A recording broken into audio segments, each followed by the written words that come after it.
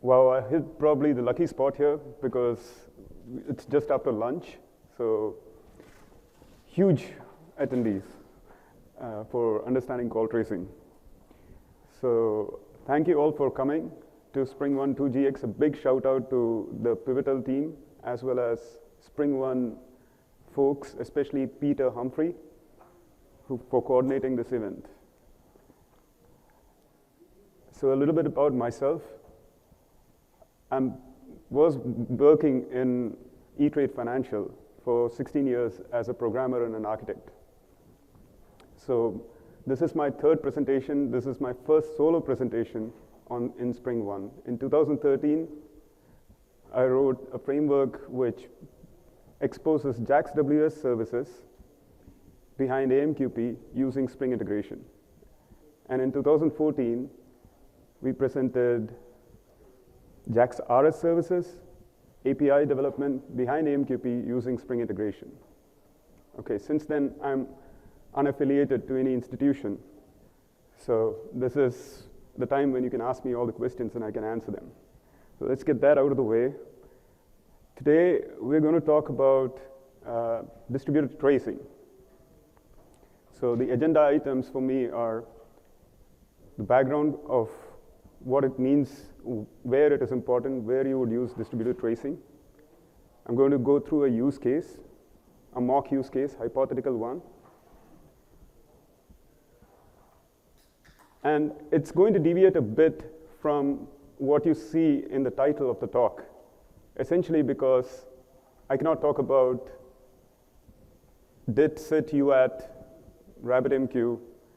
So I will actually focus more on the topic that's my favorite, which is basically the core concepts which are involved in distributed tracing. And most importantly, with Zipkin. There's going to be a demo because by then you would have digested all your food and become sleepy. So I'll wake you up with a demo. And then we'll go through a scenario where, let's say, how minimal tracing you can do and get away with it. And then we'll go into the more sophisticated model of Zipkin tracing. I'll do a demo of that as well, after which we'll discuss production deployment, what it takes.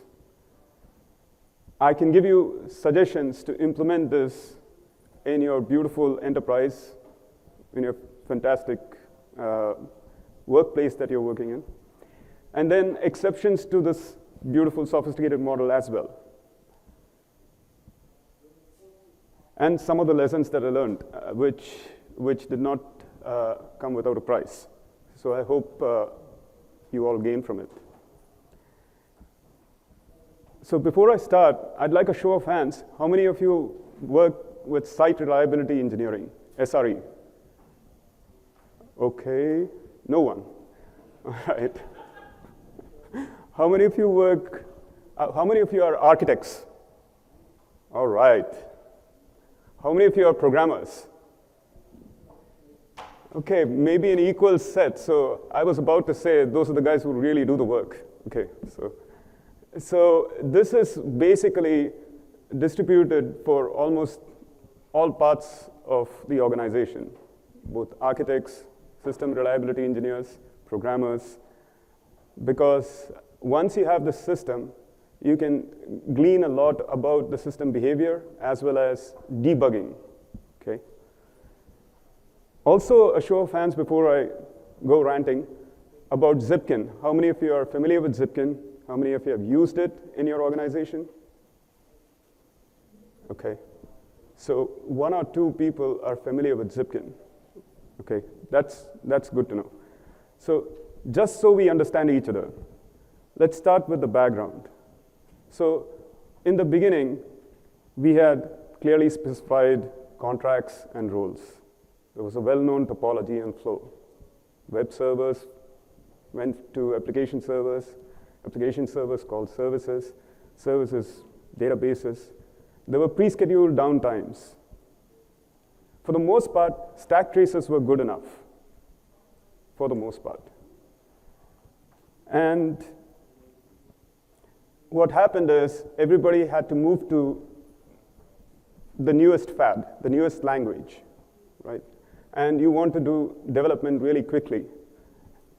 We all know that the real workhorses are sometimes even our mainframes, but there are not enough people to support that, so organization quickly start hiring Java programmers, thank God for all of us. But the workhorses sometimes still remain C. There are bad jobs that are still running on legacy systems, and you really want to move away from monoliths to microservices. Okay. It comes with a cost. So in the microservices world, what really happens is a collection of software modules. They are developed by different teams, sometimes having completely different programming languages. They can span across many machines. They are distributed. And they are in completely different physical servers. Depending on the industry that you're working in, you would be working with the East Coast, West Coast, Japan, and wherever your data servers are. If you were on AWS and Heroku, you already know that this is true. So what happens in such a world? Developers have checked in their code, 6 p.m. in the evening, lines of businesses are isolated. They have tested all that code. Servers are ready to go. Now site reliability engineers are monitoring the queues and the services, databases. They look at queue surges. They have database starts tracing. Okay. This disk corruption that's happening. They need to rebalance the load. So they need to shut down and redeploy these services. And that happens to all of us. We tested our code, everything works fine, but site reliability engineering, it's their fault. Of course it's their fault. Then they want a map of all the services. We tell them, hey, I've written my JAX-RS service. JAX-RS service don't have a whitelist. No, produce a whitelist for these services. Or if it is JAX-WS, produce some sort of a registry. But these are C services. I don't know how to produce the registry for it. They want it because those services are calling databases. Database connections are usually our bottleneck. And so however much you may horizontally scale, vertically scale, you also have to scale your databases. So these are the problems of microservices, right? You need to figure out the weak links in a system. You also need to figure out their critical paths. So how do you debug this system? This is not your normal system where you have stack traces. In fact, I don't even know.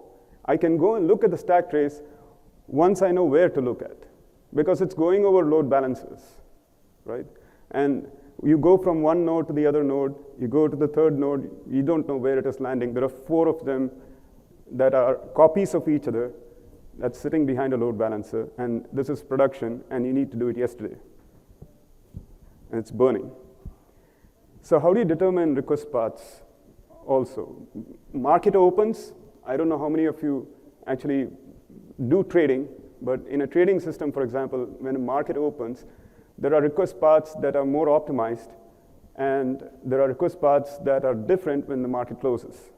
Similarly, for cash transfers, if it is a scheduled cash transfer, it'll be a different path, and non-scheduled will be different. There are outage and timing issues that are related to it. And also, I know that however much testing that you have done in SIT and UAT, and even PELT testing, once that system goes to production, it's a completely different beast. It breathes a completely different way. Production systems have a way to fall apart, just because of the various ways in which systems integrate with each other, how they talk to each other. Okay. So fortunately for all of us, in April 2010, Google published a research paper called DAPPER. DAPPER is, I think, Dutch for brave. If there are any Dutch people, they can confirm. And they made a very pithy statement, as is their wont. Modern internet services are often implemented as complex, large-scale distributed systems. These applications are constructed from collection of software modules that may be developed by different teams, perhaps in different programming languages, could span thousands of machines across multiple physical facilities. This is their opening statement. And this is way back in 2010. So they were, as usual, ahead of the curve. They just published this one paper very teasingly and left the rest to us to figure it out. Okay. So a lot of people, we said, okay, what are we going to do about this paper? We have to understand it, we have to read it.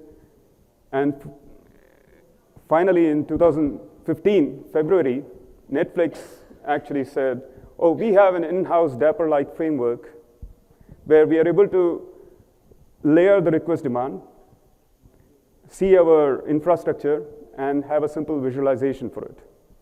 This is February 2015. Okay. They call it internally by some other name, but Slalom is what they posted in their blog. Twitter gave a small tweet, so many characters, in 2012, but fortunately for all of us, they also open sourced their framework called as Zipkin, which is mostly Scala-based. Okay. And LinkedIn came out with their system, it's called Incapacity, that also has this graph of indispensable insight to their service performance. And it actually adds to their technology stack, and they can actually reassociate it with costs. So today we have CallTracing talk.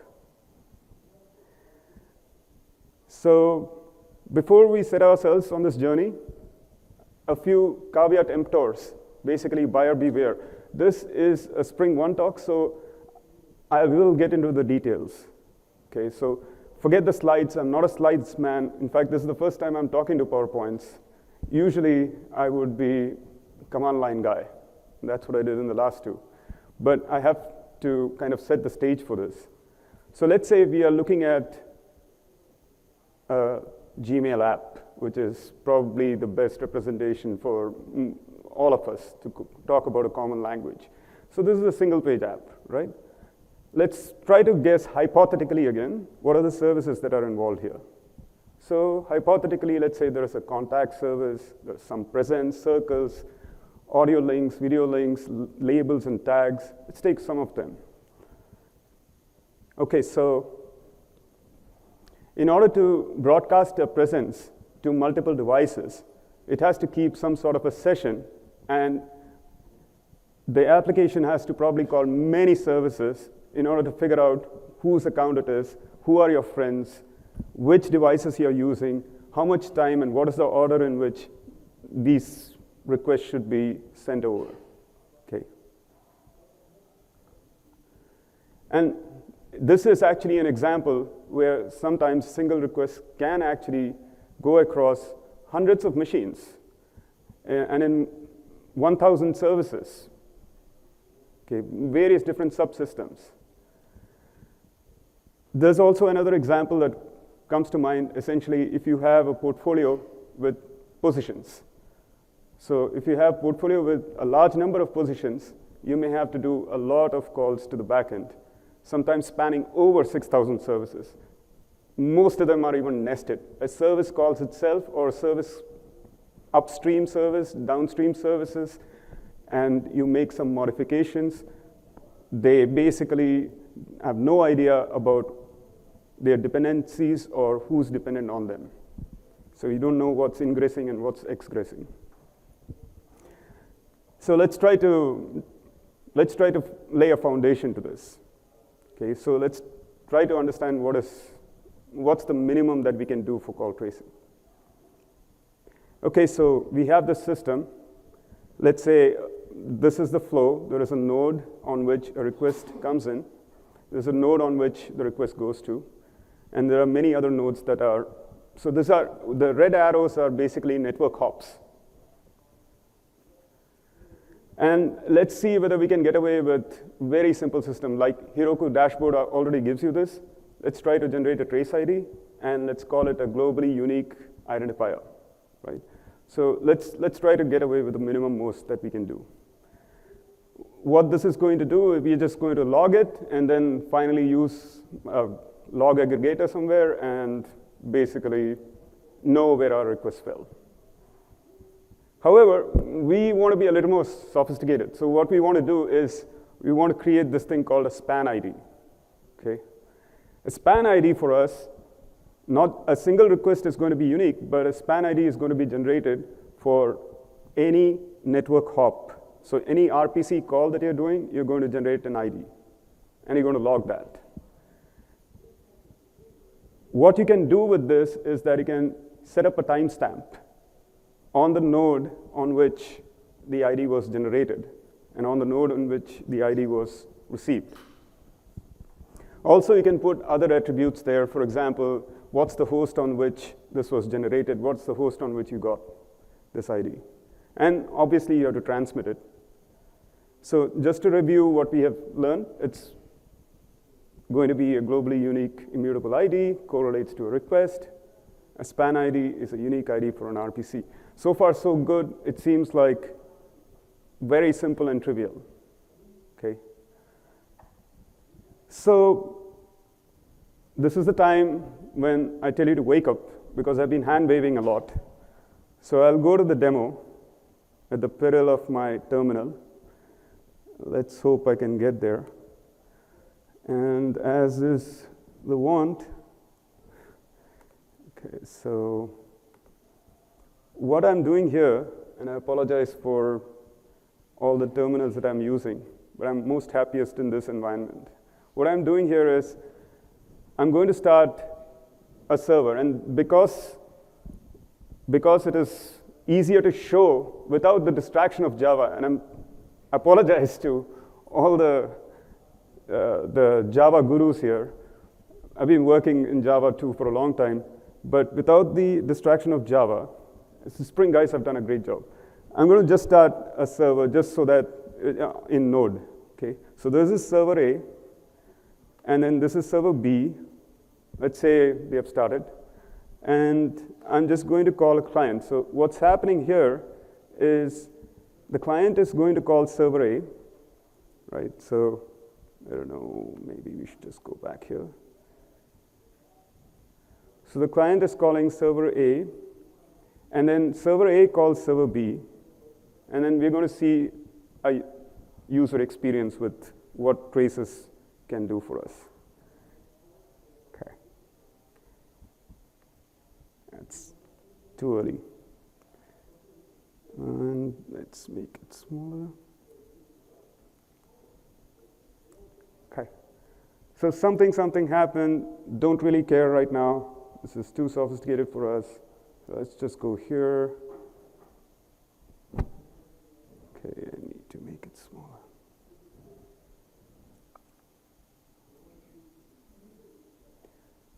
Well, just so I don't cheat, I'm going to take the trace ID from here, which we just generated.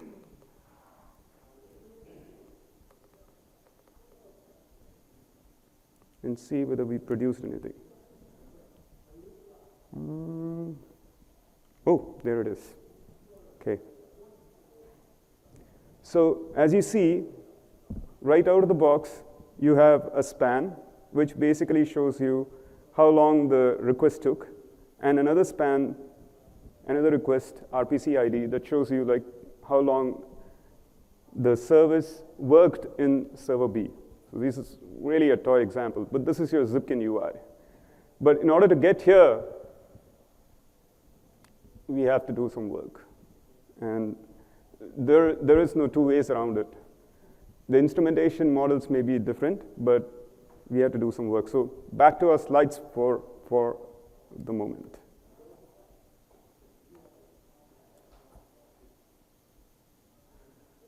Okay, so model number one, very popular model, which is basically what we just went through.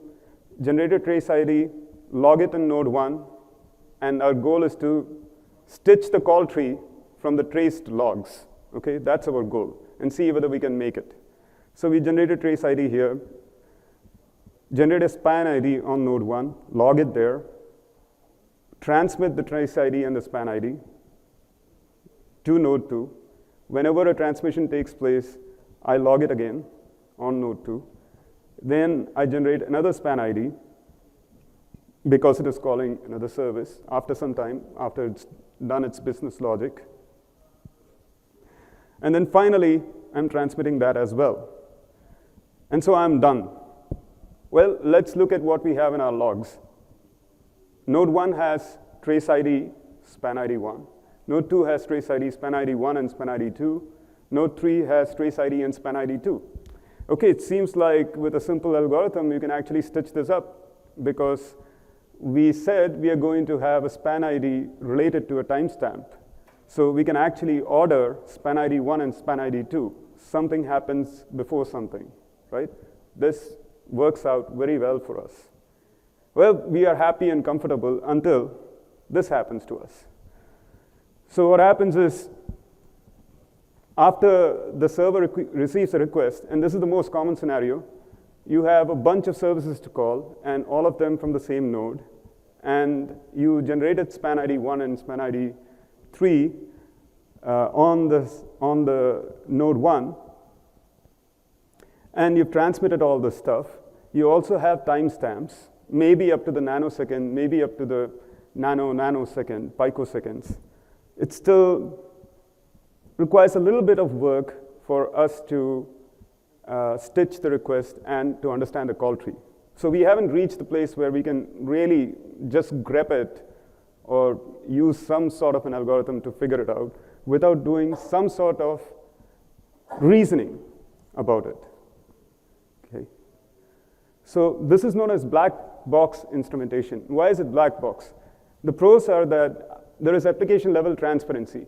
Every time a socket call happens, an RPC call happens across the network, I can intercept it, I can put a trace ID, and I can distinguish between all the sockets that are being used by that system. Okay? It's great for people who are boxing this for customers and say, I've given you all the stuff for you to do your call tracing. It requires a little work, statistical reasoning, and in fact, in the 11th Usenix Symposium, OSDI 2014, Facebook came out and said, mystery machine. Well, it's a mystery machine for them, but the reason is they had to do all this happens before and happens after, all the semantics that your JVM takes care for you. Okay? They had to derive the causal relationship. What happens before, what happens after. Can we do better than that? Maybe with a little bit of work, maybe we can do better than this, right? So, okay, let's try to follow the leaders of this, the Dapper group, right? So let's try to get a uniform logging structure. Here's where the deep dive begins. So people who are really interested in instrumenting this system, they will have to wake up here. So it's a bit tedious, but it has its rewards. Okay, so we already know our friends trace ID and span ID. Okay, span ID actually puts me off a little bit, but think of it like an RPC ID, that's all. Because that's the name that is used throughout in Zipkin paper as well as in Dapper. Wherever you read, you will see span ID. And some of these slides, although they may look tedious right now, but go back to them. I'm pretty sure that most of you are going to look up Dapper after the talk or right now, and it'll help you when you're trying to reason about your system. Okay, so let's try to get a uniform logging structure. Let's say there is a trace ID that you generate, and then you have the span ID and trace ID. We have already got familiar with it. They are not changing. But we are going to introduce parent ID, okay? And it'll become clear what it is. I've got nice diagrams for that too. And 4 events. Where did this number 4 come out of? Well, we'll soon see whether it is good enough for us or not. So the 4 events are going to be server receive, server send, seems simple enough. When a server receives a request, and when a server sends the response back. Client send and client receive. So when a client sends a request, and then the client receives. The problem is, servers and clients are not that easily, they get blurred. The lines are very blurred, right? a server, when it receives a request and it makes a call out to another service after doing some job after a while, then it's a client send. So just keep that in mind, because there was a lot of confusion in the beginning with the team that I worked in. So, and then the parent ID is something that is an optional root span. So the root span has no parent ID, and if there is transmission of a request, then that span ID of the transmitted request becomes the parent ID for the new request. I'm not going to say anything more. Let's go to the diagrams. So let's see how the structure works. So I got a request. I timestamped the event as server received. I generate a trace ID. See, I'm going to hand wave here. How the trace ID is generated, all of that stuff we're going to get in. So I generate a trace ID. I generate a span ID, okay, that is completely distinguished from the trace ID. It doesn't have to be so for the first request. And then, since this is a request that, let's suppose, did not have any headers, so the parent ID is not available. Okay. This is the first time someone is seeing a diagram like this, so this is the place that you saw it first. Okay. Even like you go to the Twitter talk for Zipkin, SF Scala, they don't make it clear. What happens after some time is the contact server needs to call another service, and that needs to go over an RPC. Okay. So it's the server that is working, the flow, it's doing some business logic, and now it needs something to fulfill the request. So it goes over the RPC network to try to fulfill the request. At which point, we step in again with intercepting the call, generate an event called a client send, use the same trace ID that we received. How do we say this is the same request? In Java world, usually if it is the same thread, unless you're in Spring integration, where then you have to think about thread boundaries, and we'll come to those things. Okay, so let's say this is the same thread to keep our math simple. So this is the same thread, and the thread needs to make another request. There's a notify wait.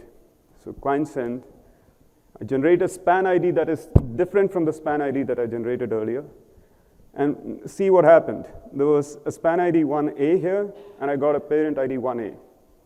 So this notes that the parent to this call is that span ID 1A. And you'll see why this is useful. So moving on, we transmit this information across the network. We'll see what information is transmitted. Mostly it's very few bytes: trace ID, the span ID, and the parent ID. And on the other side, we again annotate an event. We got a message, server received, trace ID. Span ID is the same, parent ID is the same. And you'll see why this makes sense. So after the server on the other side got these messages, it did its business logic, right? And it's sending the response back. So at this point, we know the context of the server. So the server sends the request back, same trace ID, same span ID, and the same parent ID. And then this server that was working, and poor guy was waiting for the call to come back, he got a client received message because it's part of the same thread context. It says, okay, I've noted this down. See how cleverly I made everything blue, blue, blue? Okay, so the point is, this is a very important concept. This is called a span. Okay, so we got a server send. I mean, for the completion, we had to send the response back to the client. So we did a server send. Okay, but this is the most important concept. So for a span, it is client send, server receive, server send, client received. And everything else remains the same. And you might think this is very simple, but just sink into this for a moment. Or not so simple. Because we're going to go really fast now. Okay, this is where it all stops. So we have reviewed our view. It's basically, we started with the trace ID and a span ID, but span ID now can identify RPC attributes, has request and response, and we define not just a span ID, but a span. Okay. So if you think about a trace ID, it is the root span, and a span can have multiple spans. Okay, the root span consists of many spans, and that basically correlates one single request. Okay, this is going to happen very fast. Last time, to ask any questions about span or trace IDs. Any questions? Yes? So does this model work for request planning? When I'm taking multiple requests and just sending them in one shot? Yeah. Multiple requests sending in one shot. Yeah, so I batch this and have requests on services and then set them up where. So, okay, so. Can you repeat the question? I will, thank you. So the question is, will this model work for multiple requests where you are sending a burst mode, batch mode of requests? So it depends. The answer obviously is always it depends. But I'll tell you, I think, where you're getting to, because I've seen this in the forums.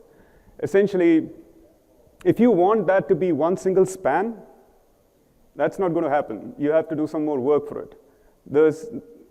Is that what your intention is?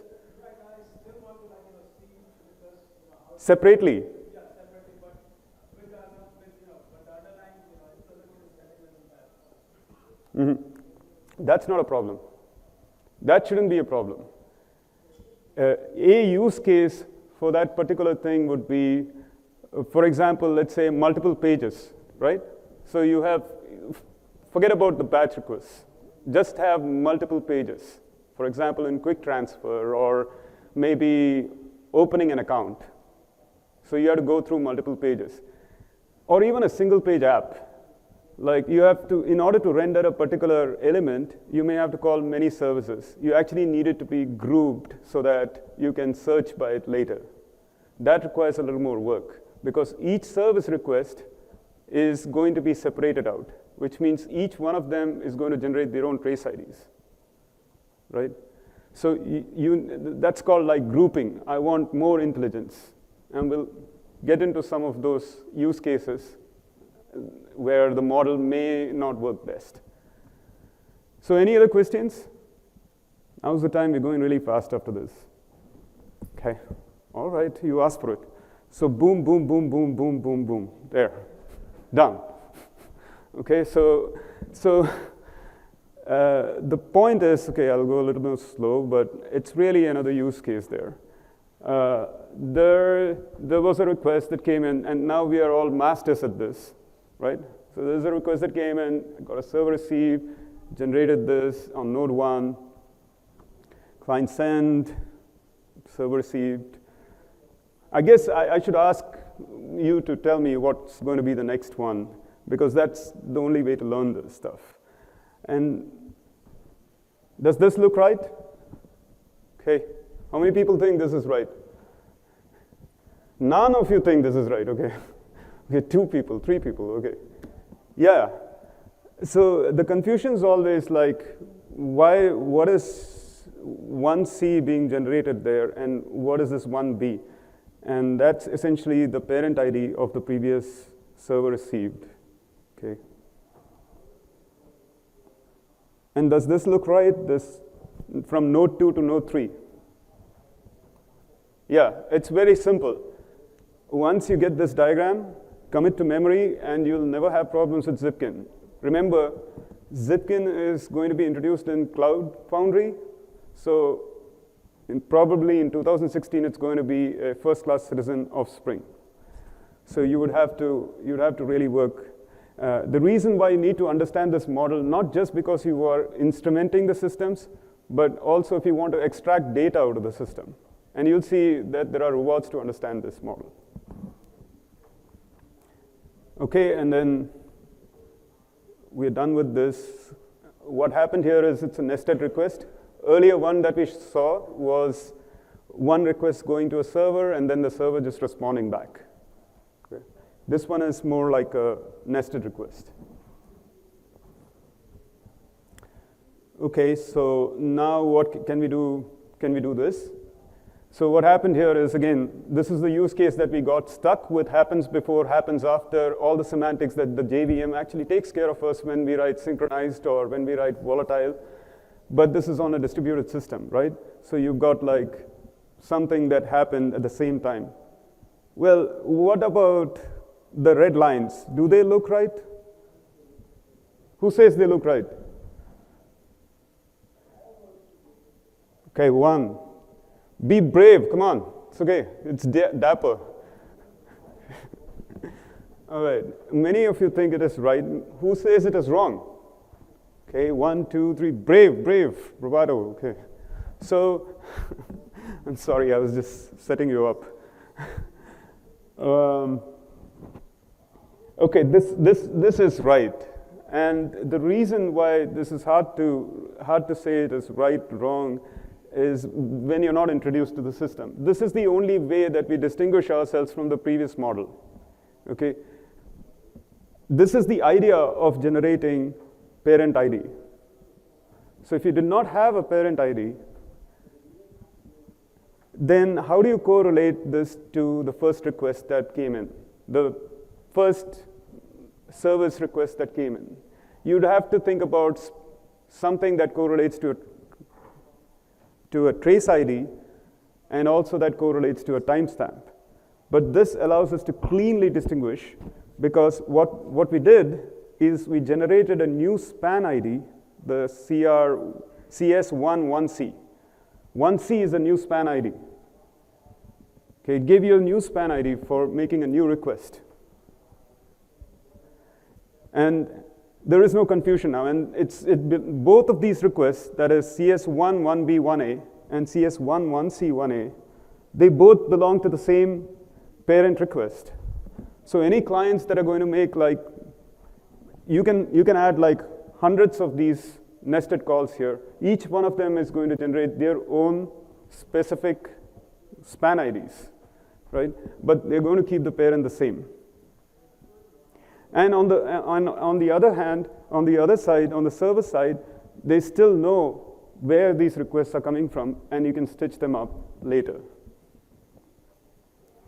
So any questions here? Is this clear? Yes? Would you not want to try and generate GUIDs on your span IDs as opposed to having duplicate span IDs in 1C, both on generating from node 1 and node 2? Okay, I'll repeat the question. Would you not like to generate unique IDs for span IDs on node 1 and node 2? Let's go back to my slide. I told you this is going to be 0 to 100 really quick. Okay. What do you see here? A span ID has the same trace ID, same span ID, and the same parent ID for events. So the events that occurred is client sent, server received, server sent, client received.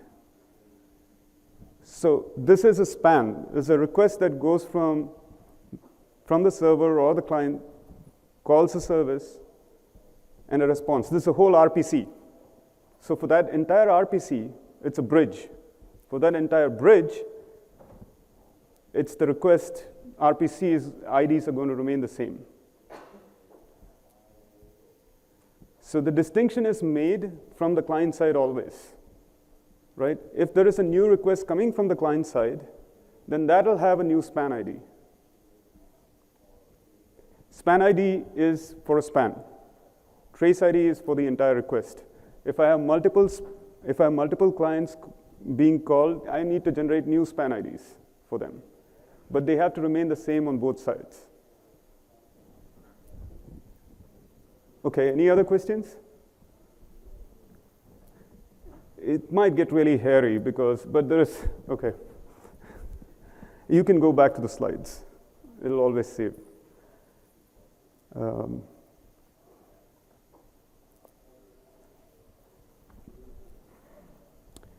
So annotation-based instrumentation, that's what we just did.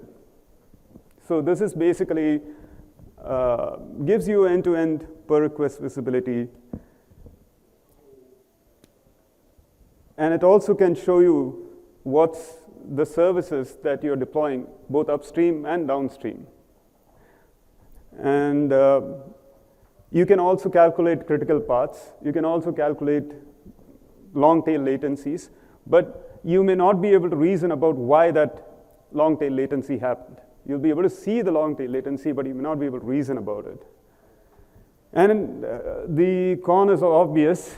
It requires instrumentation of your code, of your program, and as close to your framework or the libraries that you're using, right? As close as you know it, the better your instrumentation will be.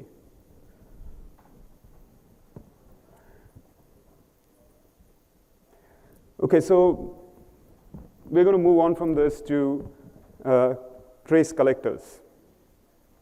Okay, so one of the goals of any instrumentation or any call tracing has to be that it has to have close to negligible impact. There is going to be some impact, but it has to have close to negligible impact on the system that you're tracing. Heisenberg, once again, observer observed, but it's worse than that. If you are doing in-band tracing, so there's a lot of Usenix symposiums which basically had systems like Magpie, Pinpoint, or Crosstrace, that's another one, which tried to do the same thing, but they had to pass a lot of data over the network, right? And in certain cases, it's called the iceberg query. I make a request, select star from, that's a very simple request, right? But I can get a huge payload back, or I can make a request where select star from, and then I have a lot of where conditions, so that gives me like a little response back. My tracing payload itself is bigger than the response that is coming back. That's horrible, right? So this is to mitigate all that. You want to do all the collection out of band. Maybe that's obvious to many people. And so the concept here is that some systems even continue munging data after the data is returned. Yeah. And then some of the collectors that Zipkin already provides out of the box is actually cool, is Kafka, Flume, and of course Scribe is what they use internally. So syslog-ng requires customization, requires a connector to collectors. So is everyone with me as what I just said here? What is a collector? It's basically any logging system that you're going to use on the nodes. If you're going to use a logging system, you need to have something that near real time, shouldn't be online, not be much worth when you're doing production support. Near real time, you have to set up this infrastructure to in your system.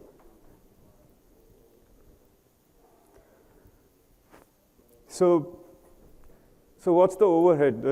You need to actually tune your system. You need to collect empirical data for your system. What's funny is, maybe I'll put Jeff on the blog, but he's no longer working for Twitter. When I was working on the system, I asked him about, he was the person who was taking care of Zipkin, Jeff Smick. And when I asked him about what's the infrastructure requirement, how much should I have disk capacity, what's the log rotation that you should have, what's the network socket, should I use 1 gig, 10 gig NIC cards? He just wrote an answer to me, I don't do it. So in my case, I had to. So if you're in that spot, you may want to think about all that. And the most important thing is the ability to switch off tracing altogether. Okay, so a production system will look something like this in most use cases. You can look at the Zipkin page. It has more or less the same kind of diagram. And you will have certain either syslog-ng appenders, flume appenders, whatever transport you use. You have to have syncs, and there's a lot going on here.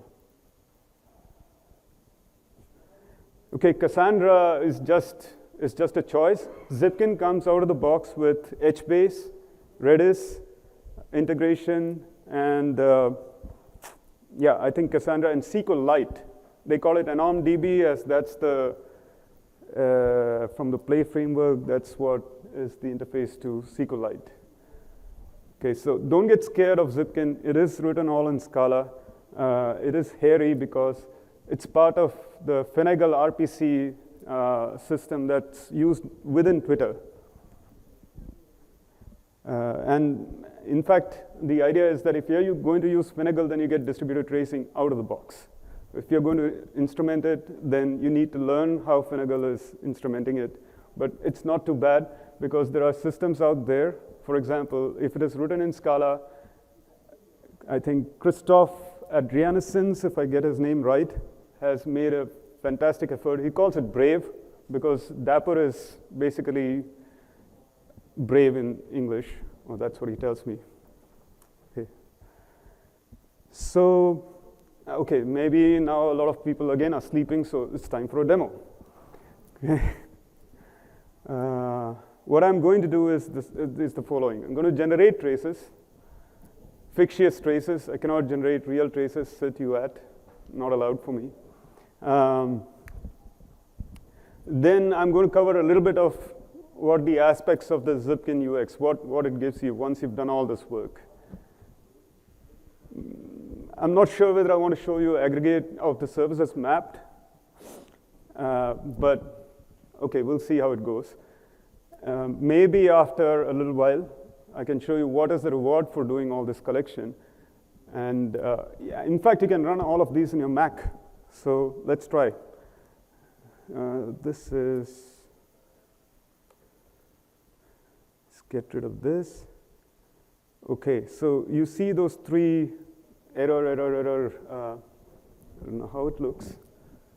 Yeah, so those are three systems that are running. So Zipkin runs off of three systems.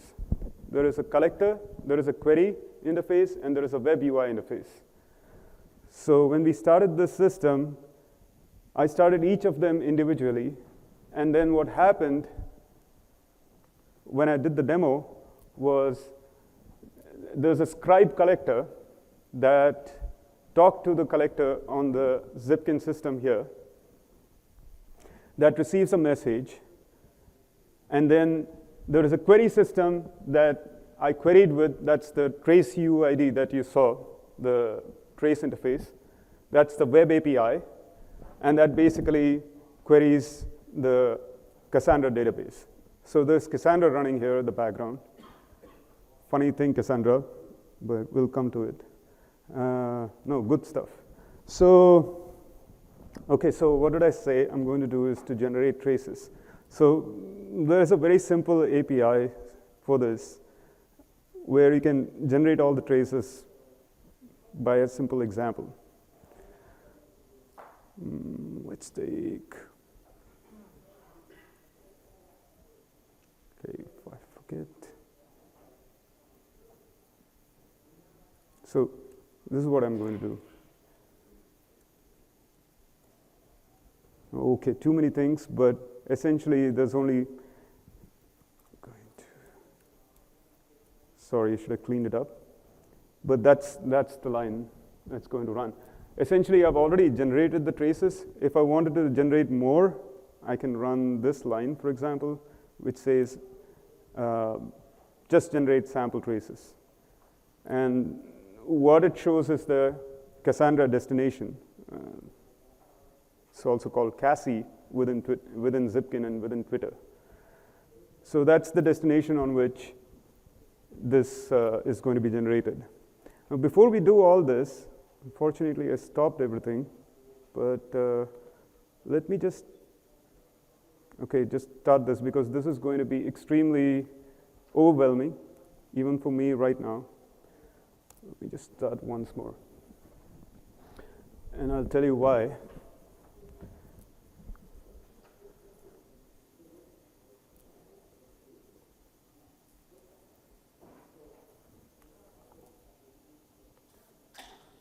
Okay, so here, I just hand waved here, and I want that running because this is real-time queries that are happening in the system. Okay, so when I click on this, and can everybody see in the back as well? Okay, so you see these annotations that we got familiar with. Client send, right? And then server receive, server send, client send, client receive. And there's some request headers, since it is JavaScript and I didn't make a toString, it wouldn't show what the request headers were. So as it is, you can see it's a different port that it is going to, 9098. Those are some of the key value pairs that you get out of the box with Zipkin. Okay, and then on the second one, you see 9098 and 9099, and the URI. You can put a lot more annotations here if you modify the service. Okay, but this is our toy example. It also tells us how much time server B took. That was 13.49, whatever, 48 milliseconds. And then how much time server A took. Okay, 30 milliseconds. It's a very slow service. Okay, so let's go back to this. I'm going to shut this down.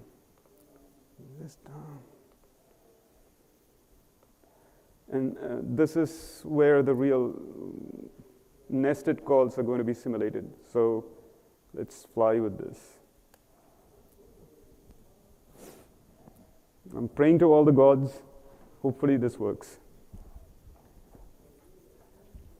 Okay.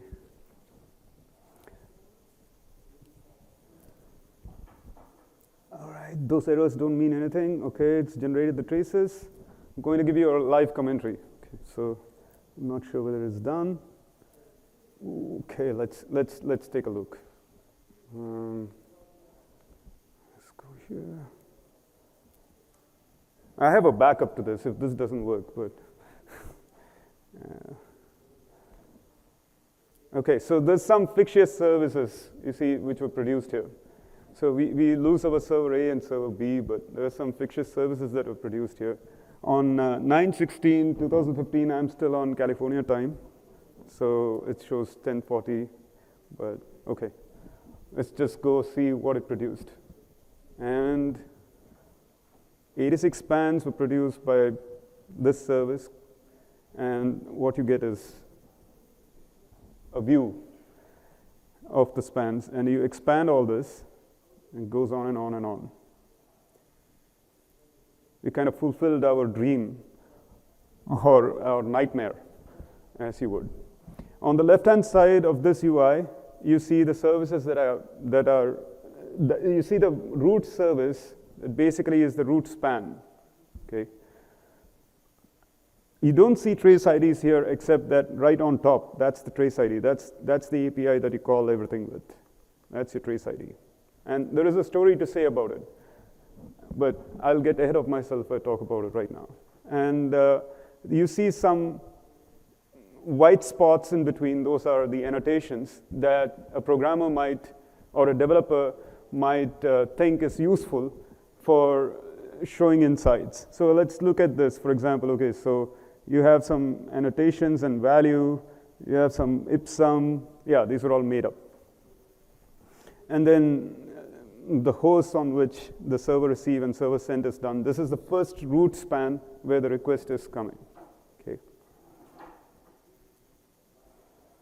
And you have all of these babies after that. Okay, what was the next one in the agenda? I forget. We did aspects of Zipkin UI. Okay, aggregate of services. Well, let's hold off for a moment. Maybe we're not ready for it yet. So let's go back to this. I'm on the wrong slide. Should close this. Okay.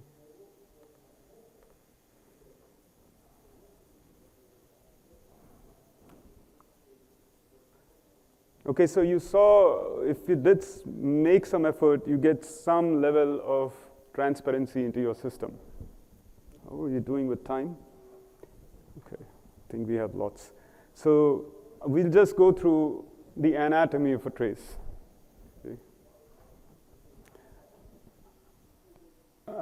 And this may be useful for some people, but I'll go through this really quickly.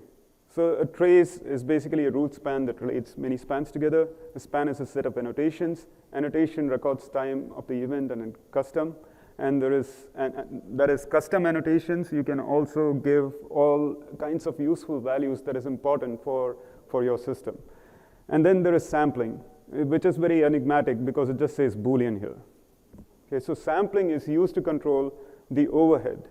So usually it will be managed by an adaptive sampling kind of system so that it sees the overall.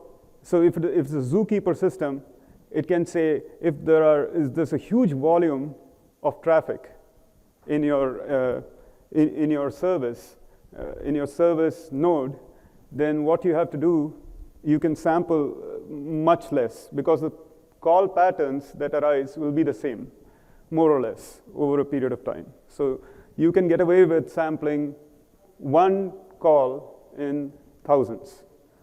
But let's say it was just like 10 calls that happened in a day, then you can sample each one of these requests. There is no overhead for you. So there can be like fixed sampling, there can be adaptive sampling, and you can actually run the whole system with debug, which means that besides sampling, you can also get insights into the Zipkin system. The annotations, we are already familiar with this. We're actually masters of it, or should be. We have server receive, server send. These are the timestamp annotations, but other annotations are up to the developer and the programmer. This is what you would see if you open a thrift file. Thrift is basically the IDL that is used within Zipkin as well as in Twitter. Okay, so you would see a timestamp, which is a 64-bit integer, and you will see a value, what happened at the timestamp. We know the events that we need to record. They are mandatory: server receive, server send, client receive. Endpoints. The endpoint itself is a structure that may or may not fit your organization. It's like port and value, and there's some enigmatic service name. Again, that model may have to change when you use this system. A span is a trace ID that is associated with it, name, and this is the structure of the span. I'll just go over it quickly. You can read all about it when you go to the Zipkin site. Most importantly, what you communicate over the network are these protocol headers. So what is B3? It actually stands for Big Blue Bird, and that's basically something that they use internally in Twitter. Okay, but they are kind of random and good enough for IDs that may not have any overlaps in your organization. And that's important so that you don't overlap with any of the headers that you're transmitting, which actually mean something for you. So the instrumentation points, maybe this is what we were after when we came to this talk. So the instrumentation point, each framework is different. Unfortunately, I have to state this. And in Spring, there are events and proxies and interceptors. So for example, let's say you were writing a simple Spring MVC framework. So you have Spring dispatcher servlet, and you could write interceptors for it. If you were writing REST easy, there's already something out there which is developed by Christoph. Okay, so you can use that at least as a starting point. Yeah, netty is the hairy part, but you can still use all the good stuff that you learned in enterprise integration patterns to overcome netty by sending your RPC headers across in the message headers, and maybe using Goa Event Bus. How many people have used Google Event Bus? Okay, great. So that's a publish subscribe framework that allows you to write an annotation and get messages back. So maybe that might work. Okay, so some of the loggers that you want to use is logback and log4j. I can get into the nitty-gritty there. There's really some simple stuff that you do with logback, which I think you can only do with log4j too. One of the things is that it has to be asynchronous. Any sort of I/O operation that you do, try to make it as asynchronous as possible. Okay. Logback has this if-else conditions that you can write within your log messages. Now, those are really useful. There's something known as a shift appender there. So the shift appender, you can modify it a little bit, tweak it a little bit to make it work like this. Let's say you were releasing a new feature, or you're releasing a new customer, friends and family stuff. You want that particular customer or that new feature to be traced. Okay? You can write actually some sort of a business logic within this, not just by writing a new appender, but you can write some business logic with just using logback. Also, I think log4j2 went towards disruptor, but it also disrupts your APIs, as far as I know. You need to change your APIs. Okay, too much information there. Couldn't help it. Spring integration. I would have loved to show you all the wiring here, but everybody, how many people use Spring integration? I'll just go over the slide. Okay, great. So everybody knows about abstract reply producing message handler? Yes.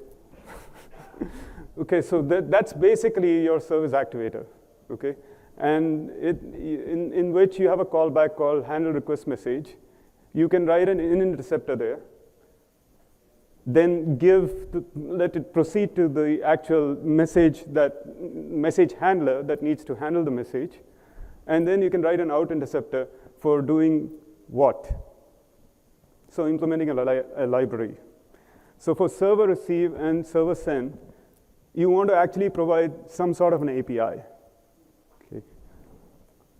And I suggest, this is, again, depending on how close you are with the library, I suggest that you have an API somewhat like this. Sorry to use Scala here, but it fit well on the slide. That's the only reason I'm using this as an API. But essentially, it is, public void preprocess, string service, map of headers, and a map of annotations. And for post-process, you don't need anything as long as you know where your thread context is. Okay. The same way for client send and client receive, you'll have something called a pre-client execution. Server receive and server send has to be done with probably a filter or dispatch a servlet kind of entry point. If you are in the servlet model, or if you were in the Spring integration model, we already looked at maybe a sort of a modified service activator that you can write to handle your messages. Client send and client receive is done when you're actually making an RPC call out. So if you have the luxury of making your own RPC libraries, then this is your instrumentation point. Remember, all of CallTracing, it should be totally transparent to the business logic developer as far as possible, except to record traces. So for recording traces, you want an API that's as simple as just define trace. See, there is no span ID, there's no all that stuff. It's removed, it's cleaned up. And that's managed by your system.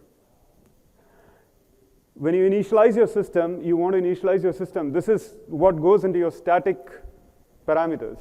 You want to initialize your system, static blocks, sorry.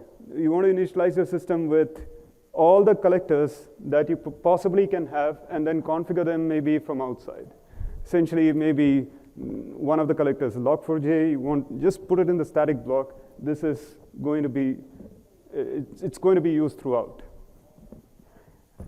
You can use trace filters, different types of trace filters. For example, in the node example that I was running, I used two trace filters. one that outputs to the console, which I call the debug tracer, and the other one that goes to the Zipkin backend. And then, yeah, you have to initialize two tracers as well for symmetry, server tracer and client tracer. The reason is that your clients may be called less often, your server may be called more often. You want to have a way to control each one of them separately. The pre-process API is really simple. If you're part of a trace, set the state from the current trace headers. Generate a new span. If you're not part of a trace, then you generate a unique trace ID. Set the span ID as the trace ID.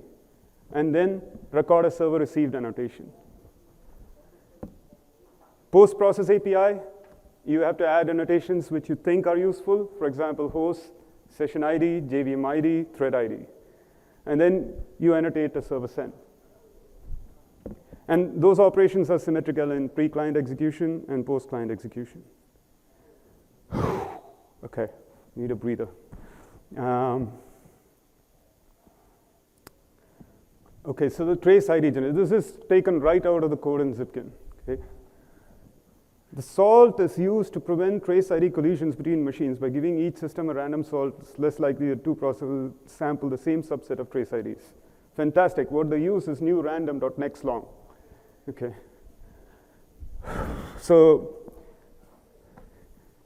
the problem was among 50 million traces, right, we found collisions in the place that I was previously employed.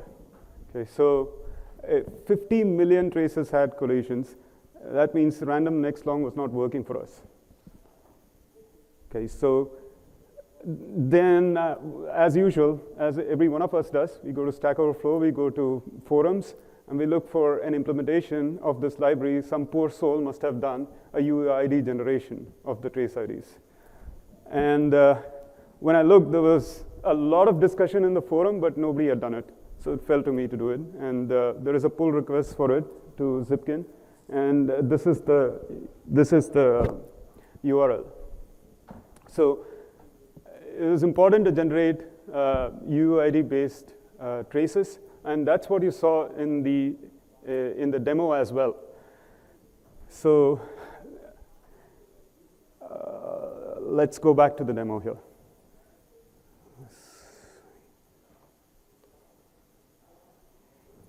This time it's all small, very nice. Okay. So if we go back to the demo, this trace ID that you see here, that's a UUID. Okay, both in the, let's see, yeah, that's the one. So both in the Node.js example as well as in the Scala example, the trace IDs that are generated are all UUIDs. Okay. And I think now it is possibly time, because you have suffered enough, to show you the aggregations.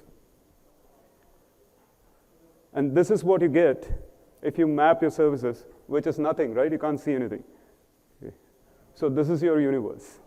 And let's try to make it really, like, how big is it? Okay, that's how big the universe is. But so what? I mean, what is this? What are you telling me? So the aggregations that you get is basically showing you the services that are getting called. And mind you, these were real services. This is using Dagre D3.js. And right now I'm using Scalding for generating these traces, these aggregations, making it into Spark so that I can do real-time aggregations. Also, the rendering of this UI is done on the site. So many of these need to go in the backend. Point is nothing. Okay, here. So you have all the services that are used for this particular point, like altRaces. I don't even know how to spell it. I won't pronounce it. Used by all these other services on the left-hand side, and they use all these other services on the right-hand side. There is a dependency, upstream and downstream dependencies that you can see. Clicking on any one of these, which I'll venture to do, you should be able to see the number of calls that are made, the mean distribution, variance, standard deviation, skewness, kurtosis, all the nice things that statistics gives you.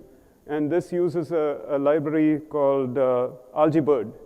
Okay, so it's monods and monoids, all those things come into play here. But you don't have to know it. The APIs are very simple. You get this, you get to do all this stuff. And keep yourself entertained about this, huh? So, yeah. So that's about the aggregations that you can get. This is the service-to-service mapping, the relationships of services. I apologize that I'm not able to show you some real mapping, but it's fictitious enough here. Okay. So in order to do this, obviously you had to instrument like all of Zipkin's framework. It was very embedded util finagle ostrich server. And there is UID support for now SQLite as well as Cassandra. Some useful Zipkin APIs that, okay, out of the box here, you can see is you see these traces, but let me make this API.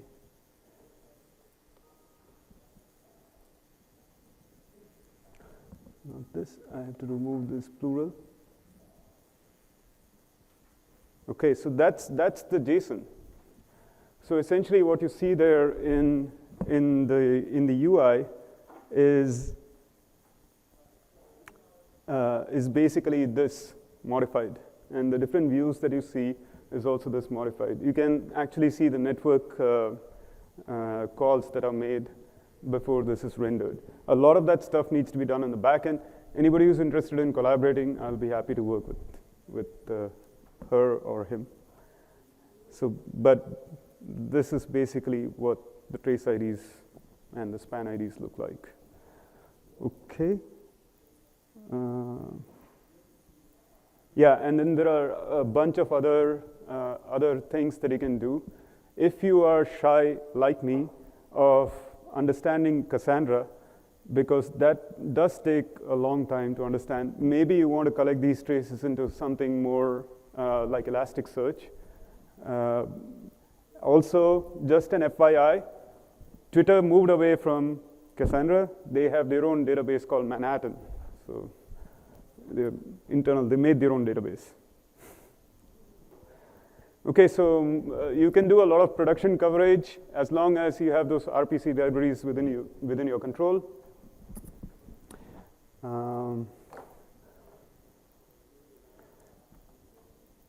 So common, yeah, this is, I think we've already covered all this. Maybe non-standard use cases. So how many of you have like routers and forwarders in your organization? Like there's a call that comes in, it's an EIP pattern as well.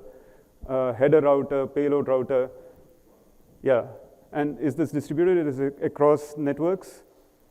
Yeah, so it's a very common pattern. Guess what? This beautiful diagram breaks. It cannot take care of this. The problem is that at a router, you get a server received, and then the router just forwards the message, but the reply is sent back from the ultimate service back to the client, right? So where's my span? I don't have a span. There is 1B, 1A, and 1B, 1A on node 1. And on node 3, we have 1C, 1B, but there is nothing that is corresponding to a CSSR, SSCR. And what's missing is the poor guys on the red. So, yeah, this is the nitty-gritty of this. One way to overcome this problem, at least that's one way that you can do, is that you can just annotate this request as an entry point. If you have to deal with the Zipkin core libraries, it is tedious. It's extremely tedious. There have to be 100 other models that need to be regenerated, but it's not impossible. Also, you have to come up with a good model that supports this. Okay, but you can simply annotate it and then write a UI, some kind of a key value that says, okay, show me what are the entry-exit points, and maybe write something like a forwarder. But if you just use out of the box, you will have this pain where you won't know. You won't know how much time was spent in the router. However, one thing to note is you will always know the duration that the client made the call in, because if you see CS and CR, they have a timestamp that is associated. These are timestamp annotations. So you know how long this call took on node 1, right? And then how long the call took on node 3. All that is missing here is a non-participatory node in between.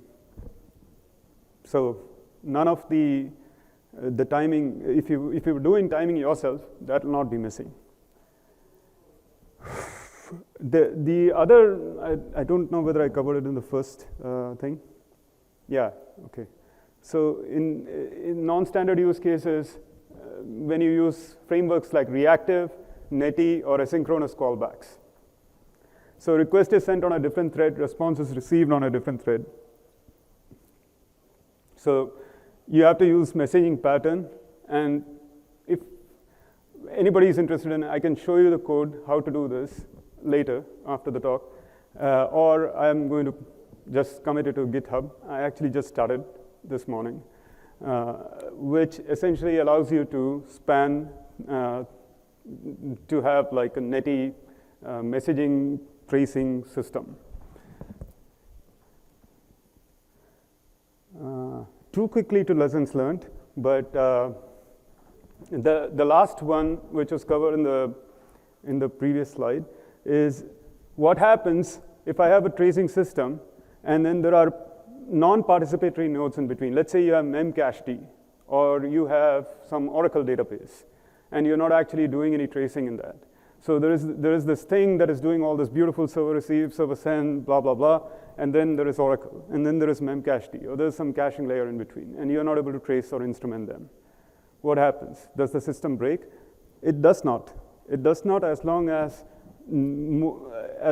you're okay with the fact that I will not know what happened in the node where the memcache call was made or the Oracle call was made, but I'll know how long I took to call that service.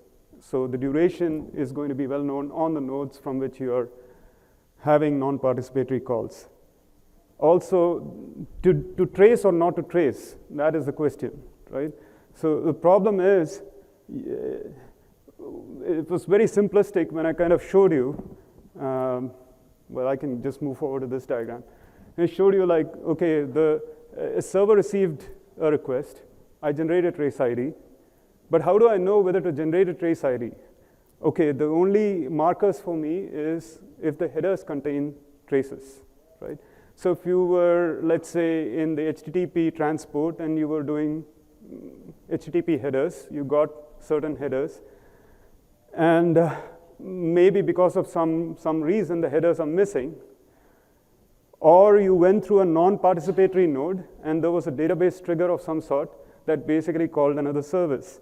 So at this point, the whole idea of a trace is lost. You have a trace ID that was generated, and I don't have a request view because there was a non-participatory node in between, right? A trace ID got generated here, no trace ID here. Finally, I again generate a new trace ID. Lost. So you have to take this into consideration.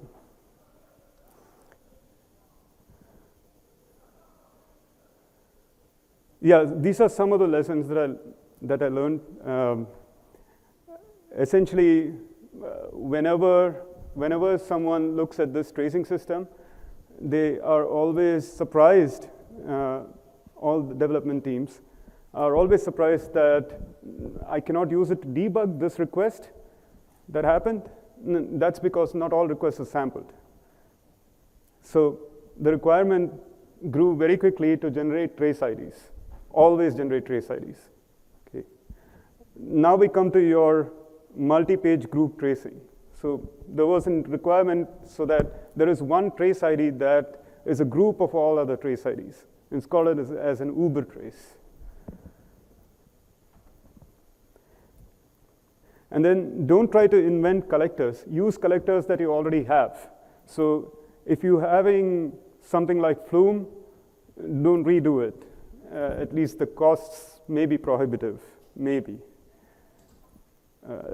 If you're having syslog-ng, just use syslog-ng. Always have to monitor disk space. You have to think about buffering. Okay. There is dependency hell. You have to control the libthrift versions. That is in a place where you have like Java libraries, C libraries, Perl libraries. There is one thing that basically joins all of them together, like the libthrift version. Yeah, misunderstand Cassandra. Got to sleep with her in order to understand. This is not trivial. Okay. There's always a need for different consumers. For aggregations, you probably want to do something with scalding or Algebird and use Spark. It's a steep learning curve. Other things that I learned is you have to be ready to interact with your infra.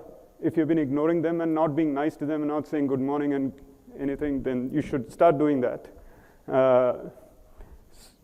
Because you would have to talk to them about SSDs versus traditional hard disk, port, chassis. I never knew there was a chassis besides what is there in a car, or is like network failure points. Yeah. You also have to be ready to talk about planning for capacity. And if you do not know the answers, that's okay, but you still have to talk to the right people. Understand storage systems a bit more. What are the conditions and constraints under which they work? Okay, and essentially this is basically what I called it CallTracing. It's my name for it. Zipkin is the name that Twitter uses for, I think, the same thing. It's called distributed tracing. And the demos that you saw today was thanks to people in Twitter and Node Trifer from Rackspace. And I'd like to acknowledge like the Spring 12GX team, and thank you all for being here. So at this point, that's all I got actually. Waiting for questions. Yes?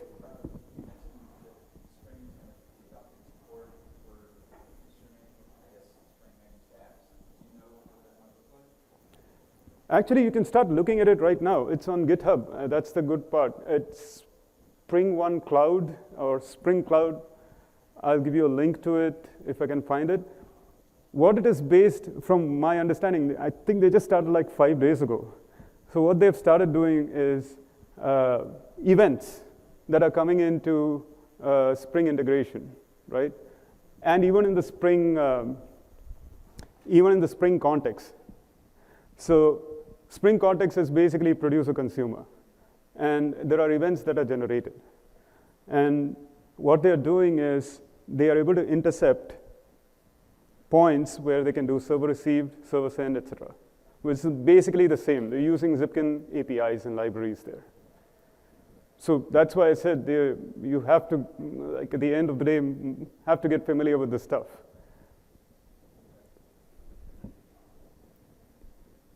Yes?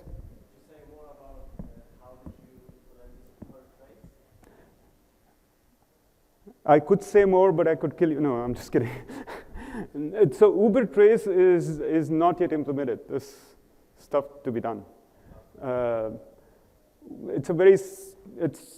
It's basically tied to the business. So if you had a business, like that's the way it was implemented where I was previously employed. I'm not giving any secrets away, but essentially it'll be if you had a page like account opening, right? And you can tie up with a business logic, you can tie up saying, for this account opening, since I have multiple pages and I want them to be grouped, you tie up with the developers and say, okay, you want these trace IDs to be generated, right? But have a hash for it such that it ties itself to this business logic. Later on, I can query. The trace IDs are going to be generated no matter what. That's how Zipkin system works. But later on, I can query with this unique name that you have given for the business.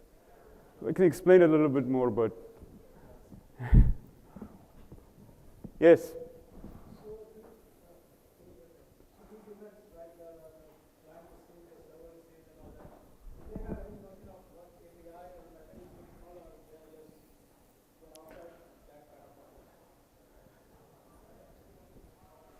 Okay, I'll just repeat the question. The server receive, server send, are there any APIs? Yes, that's where if you should look at Brave, Christoph Adriansens. So if you look at Brave, he has provided nice APIs for starting off your project.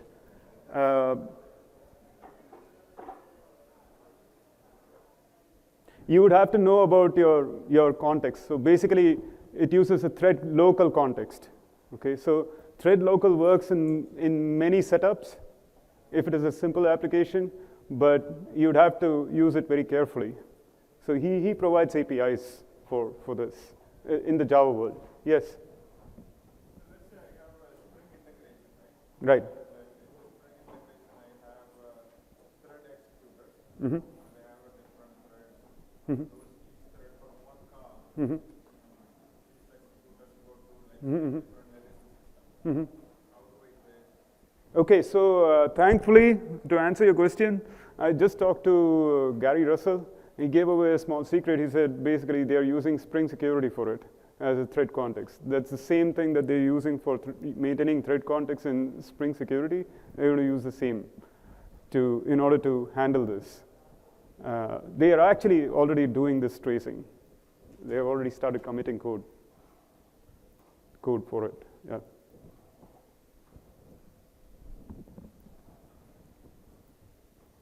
Yes? You write your custom aggregations apart from the standard service map that is available in Zipkin? Sorry, didn't get it. I'm speaking about the aggregations, for example, you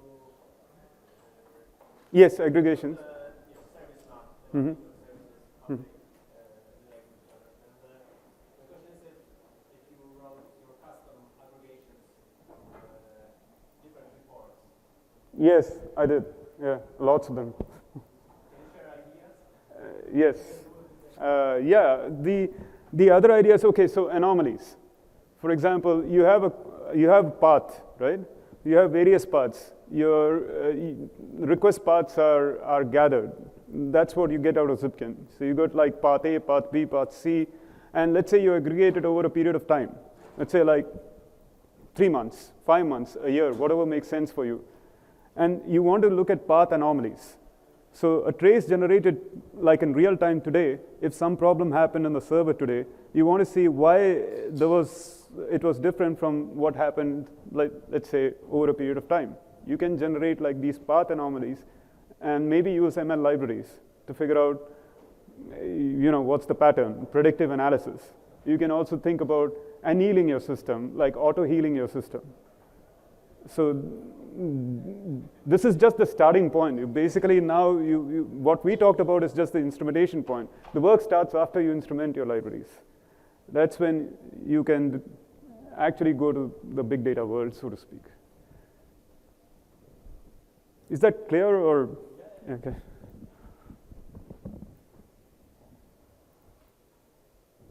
Any other questions? All right, then thank you so much.